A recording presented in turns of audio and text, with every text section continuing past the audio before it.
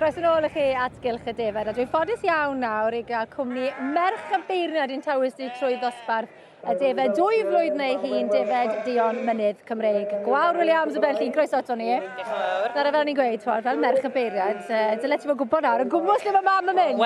Wel, ie, sa chi licio meddwl hynny, ond fethon ni ddeud, mae mam a fi yna, da ni'n gallu cytuno, ond hefyd anghytuno yn aml iawn.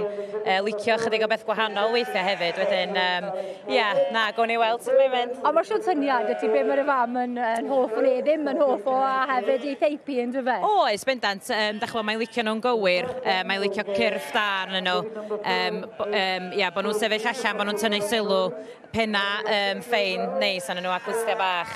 Dyna fysa'r teip arferol iddi hi. Achos ddafod fynydd i nhw ar ddiwedd y dydd, yn dyfe? A dyna beth yw'r rhinwedd y ddafod fynydd? Ie, yn hollol, so mae ddafad fynydd, da ni ddim yn edrych am ddefaid sydd yn rhy fawr mewn ffordd lle maen nhw angen bod yn hunangynhaliol ar dir eitha garw yn aml iawn, felly mae maint y ddafad ddyn adlywyrchu hynny.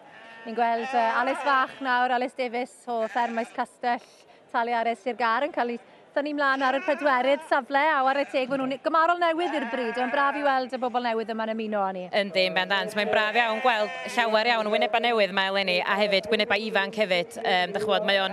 Mae o'n beth braf iawn i'r bryd i edrych ymlaen tuag at y dyfodol bod ganno ni bobl ifanc yn dŵad ag iwthio'r bryd yn ei flaen wrth i ni fynd ymlaen. A mae fan un o'r rhinweddau'r bryd yn dweud, dwi'n meddwl, bod e'n apelio at bobl ifanc a thyfynwyr, achos maen nhw'n bryd galed sy'n rwydd i'w trin. Yndi, yn sicr, maen nhw ddafad hawdd iawn i'w thrin, a hefyd, gan bod nhw ddim ormod o faint, chydig iawn o waith maintainio sydd ar nhw hefyd mewn ffordd.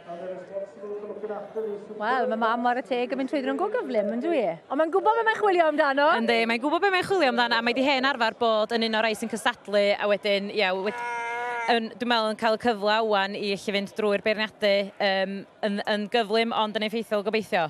Ie, y beirniad yw Glenda Hughes, ffridd Nanlle Caernarfon, a mae'n hen lawer ar ddangos, beirniadu. Ti'n gwybod sa'r gwaith mae mam wedi ennill y bencampwriaeth y bryd yma? Da chi'n neud fi feddwl wan. Dwi yn gwybod mi nath i ennill yr pencampwriaeth ag yr is-bencampwr yn 2014, y flwyddyn ganwyd elgan y mab hynna i. A'r unig flwyddyn lle dwi ddim wedi bod yma yn cefnogi mewn ffordd lle, wedyn mi nath i wneud y dwbl y flwyddyn honno. Wedi cael ambell i is-bencampwr a balli ers hynny hefyd, a wedi wneud yn dda ran cystadlaethau y grŵp o 3 a hefyd bigel y Sioe. Mae rhieni bigel y Sioe sa'r gwaith? Do. A mae'n cymryd balchder mawr yn y ffordd mae'n troi ran i feiliad allan ac y ffordd mae'n edrych ar ei holon nhw a bellu hefyd. Ond mae rai fi gael hwn yn gyflym iawn mewn. Ti enillodd y llynedd? Ie. Fi'n iawn i weid iawn, dwi'n dach, da chi yn. Ti enillodd y bencampwriaeth y Defaid Duon y llynedd, sy'n dipyn o glod war y teg i ti. Ie, diolch yn fawr. Ond methu cystadlu Lenny nawr. Ond methu cystadlu Lenny, na. Wel, ar y nodyn yna, nawn ni weld pwy fydd yn ennill y dosbarth Defaid 2 flwydd neu hun yn hwyrach ymlaen ac gawn ni hoi fach nawr o Gylch y Defaid. Croeso nôl i chi at Gylch y Defaid, a dwi'n meddwl bod Glenda Hughes gwawr wedi gwneud i phenderfyniad. Yndi, dafad neis iawn o fama gyn Cai Morgan Gervais o Llangors, dwi'n meddwl yn eitha lleol i bilth o fama lle.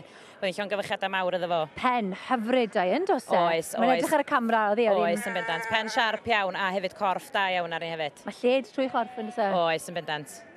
A wedyn, yn ail? Yn ail, mae teulu yr Evanses o Llanfi Hangel Cwrcorni, ddim yn bell iawn o'r fenni fanna. A a'r teulu yna'n llwyddiannus iawn bob blwyddyn, chwarae teg? Ia, yndi, yn sicr, yndi, a hefyd llawer o frydau gwahanol yma hefyd. A Alice Fach wedi jengu, dwi'n meddwl, lat i theulu wedi ennill y trydydd wobr. Do, llongyfechiadau mawr ydyn nhw, mae'n glod iawn ydyn nhw, troi Defaid allan yn arferchog ar gyfer y sioe eleni. Wel, diolch yn fawr iawn i ti gwawr, am ni gael sgwrs ydyn iawn gyda'r enillydd. Wel, llongyfarchiadau. Diolch, and thank you very much. That was amazing. Yeah, first time at the Royal Welsh. Very nice to come away with a red rosette. Well, how did you do it? A lot of work. A good week of trimming and getting them ready, but yeah. And who's been helping you? Not a lot of people. No, few friends and mum and dad and chipped in, but yeah, it's been a long week. Yes, I'm sure.